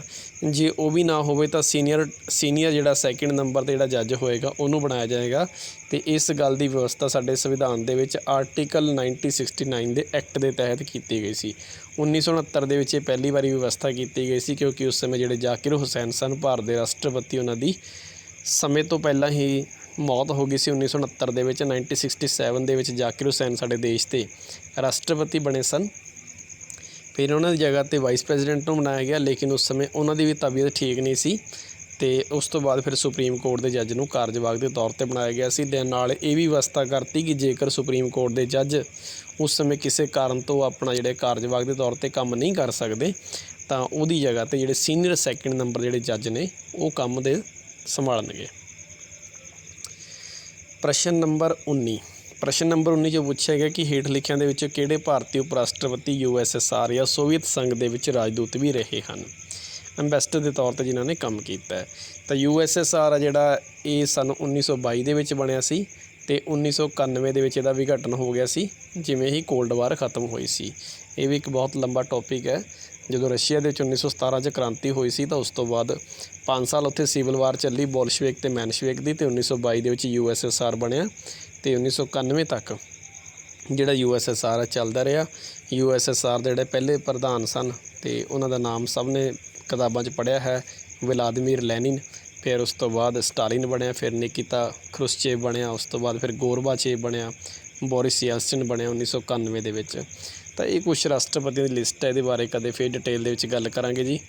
ਤਾਂ ਹੁਣ ਗੱਲ ਇੱਥੇ ਚੱਲ ਰਹੀ ਸੀ ਕਿ ਸਾਡੇ ਭਾਰਤ ਦੇ ਕਿਹੜੇ ਉਪ ਰਾਸ਼ਟਰਪਤੀ ਅਜਿਹੇ ਰਹੇ ਹਨ ਜੋ ਕਿ ਸੋਵੀਅਤ ਸੰਘ ਦੇ ਵਿੱਚ ਰਾਜਦੂਤ ਦਾ ਕੰਮ ਕਰਕੇ ਆਏ ਆ। ਤਾਂ ਇਹਨਾਂ ਦਾ ਨਾਮ ਹੈ ਜੀ ਡਾਕਟਰ ਰਾਧਾ ਕ੍ਰਿਸ਼ਨ, ਅਤੇ ਇਹਦਾ ਆਪਸ਼ਨ ਰਹੇਗਾ ਜੀ ਸੈਕਿੰਡ। ਡਾਕਟਰ ਰਾਧਾ ਕ੍ਰਿਸ਼ਨ ਨੇ ਜਿਹੜੇ, ਉਹਨਾਂ ਦੇ ਨਾਮ 'ਤੇ ਹੀ ਭਾਰਤ ਦੇ ਵਿੱਚ ਟੀਚਰ ਡੇ ਜਿਹੜਾ ਮਨਾਇਆ ਜਾਂਦਾ 5 ਸਤੰਬਰ ਨੂੰ। ਤਾਂ ਕਾਫੀ ਸੂਝਵਾਨ ਵਿਅਕਤੀ ਸਨ, ਅਤੇ ਇਹ ਭਾਰਤ ਦੇ ਉਪ ਰਾਸ਼ਟਰਪਤੀ ਵੀ ਰਹੇ ਹਨ। ਅਤੇ ਸਾਡੇ ਦੇਸ਼ ਦੇ ਸੈਕਿੰਡ ਜਿਹੜੇ ਪ੍ਰੈਜ਼ੀਡੈਂਟ ਨੇ ਡਾਕਟਰ ਰਾਜਿੰਦਰ ਪ੍ਰਸਾਦ ਤੋਂ ਬਾਅਦ, ਉਹ ਇਹੀ ਬਣੇ ਸਨ 1962 ਤੋਂ ਲੈ ਕੇ 1967 ਤੱਕ ਜੀ। ਆਖਰੀ ਪ੍ਰਸ਼ਨ ਜੀ ਅੱਜ ਦੀ ਵੀਡੀਓ ਦਾ। ਉਮੀਦ ਕਰਦਾ ਕਿ ਸਾਰਿਆਂ ਨੂੰ ਵੀਡੀਓ ਚੰਗੀ ਲੱਗੀ ਹੋਏਗੀ, ਅਤੇ ਆਪਣੇ ਜਿਹੜੇ ਫਰੈਂਡਸ ਨੇ ਉਹਨਾਂ ਨਾਲ ਸ਼ੇਅਰ ਕਰੋ ਤਾਂ ਕਿ ਉਹ ਵੀ ਇਨਫੋਰਮੇਸ਼ਨ ਤੋਂ ਵਾਂਝੇ ਨਾ ਰਹਿ ਜਾਣ। ਭਾਰਤ ਦੇ ਪਹਿਲੇ ਉਪ ਪ੍ਰਧਾਨ ਮੰਤਰੀ ਕੌਣ ਸਨ ਜੀ? Vice prime minister. ਤਾਂ ਇਹ ਸਨ ਜੀ ਸਾਡੇ ਸਰਦਾਰ ਵੱਲਭ ਭਾਈ ਪਟੇਲ, ਜਿਨ੍ਹਾਂ ਨੇ ਦੇਸੀ ਰਿਆਸਤਾਂ ਨੂੰ ਇਕੱਠਾ ਕੀਤਾ ਸੀ। ਸਰਦਾਰ ਵੱਲਭ ਭਾਈ ਪਟੇਲ ਨੂੰ ਹੀ ਸਾਡੇ ਭਾਰਤ ਦੇ ਵਿੱਚ ਲੋਹ ਪੁਰਸ਼ ਦੇ ਨਾਮ ਨਾਲ ਵੀ ਜਾਣਿਆ ਜਾਂਦਾ ਹੈ। ਗ੍ਰਹਿ ਮੰਤਰੀ ਵੀ ਰਹੇ ਸਨ ਭਾਰਤ ਦੇ। ਸੂਚਨਾ ਅਤੇ ਪ੍ਰਸਾਰਣ ਮੰਤਰੀ ਦਾ ਜਿਹੜਾ ਮੰਤਰਾਲਾ ਹੈ ਉਹ ਵੀ ਇਹਨਾਂ ਦੇ ਕੋਲ ਸੀ। ਅਤੇ ਕਾਫੀ ਪੋਪੂਲਰ ਇੱਕ ਸਾਡੇ ਕੋਲ ਸ਼ਖਸੀਅਤ ਜਿਨ੍ਹਾਂ ਦਾ ਨਾਮ ਹੈ ਸਰਦਾਰ ਵੱਲਭ ਭਾਈ ਪਟੇਲ। 1950 ਦੇ ਵਿੱਚ ਇਹਨਾਂ ਦੀ ਡੈਥ ਹੋ ਗਈ ਸੀ। ਪੰਡਿਤ ਜਵਾਹਰ ਲਾਲ ਨਹਿਰੂ ਨਾਲ ਲਗਭਗ 14 ਸਾਲ ਉਮਰ ਦੇ ਵਿੱਚ ਵੱਡੇ ਸਨ। ਦਸੰਬਰ 1950 ਦੇ ਵਿੱਚ ਇਹਨਾਂ ਦੀ ਜਿਹੜੀ ਮੌਤ ਹੋਈ ਸੀ। ਸੰਵਿਧਾਨ ਸਭਾ ਦੇ ਮੈਂਬਰ ਵੀ ਰਹੇ ਸਨ, ਅਤੇ ਕਾਫੀ ਇੱਕ ਮਸ਼ਹੂਰ ਸੈਲੀਬ੍ਰਿਟੀ ਸਨ ਜਿਹੜੇ ਇਹ ਭਾਰਤ ਦੇ ਸਨ। ਇਹਨਾਂ ਦੇ ਨਾਮ 'ਤੇ ਹੁਣ ਜਿਹੜੀ ਮੂਰਤੀ ਵੀ ਬਣੀ ਹੈ, ਸਭ ਨੇ ਇਹਦੇ ਬਾਰੇ ਸੁਣਿਆ ਹੋਏਗਾ। ਅਤੇ ਇਹ ਸਾਡੇ ਭਾਰਤ ਦੇ ਪਹਿਲੇ ਉਪ ਪ੍ਰਧਾਨ ਮੰਤਰੀ ਵੀ ਰਹੇ ਹਨ। ਤਾਂ ਇਹ ਤਾਂ ਸੀ ਜੀ ਅੱਜ ਤੁਹਾਡੇ ਕੋਲ ਜਿਹੜੇ 20 ਮੈਂ ਜਿਹੜੇ ਕੁਐਸਚਨ, ਬੜੇ ਸਿਲੈਕਟਿਵ ਕੁਐਸਚਨਸ ਨੇ, ਅਤੇ ਇਹਨਾਂ ਨੂੰ ਆਪਣੀ ਕਾਪੀ 'ਤੇ ਨੋਟ ਕਰ ਲਓ ਜੀ। ਅਤੇ ਨਾਲ ਜਿਹੜੀ ਮੈਂ ਇਨਫੋਰਮੇਸ਼ਨ ਤੁਹਾਨੂੰ ਦਿੱਤੀ ਹੈ ਉਹ ਵੀ ਆਪਣੀ ਨਾਲ ਕਰਦੇ ਰਹੋ ਜੀ। ਥੈਂਕ ਯੂ ਫॉर ਵਾਚਿੰਗ ਜੀ।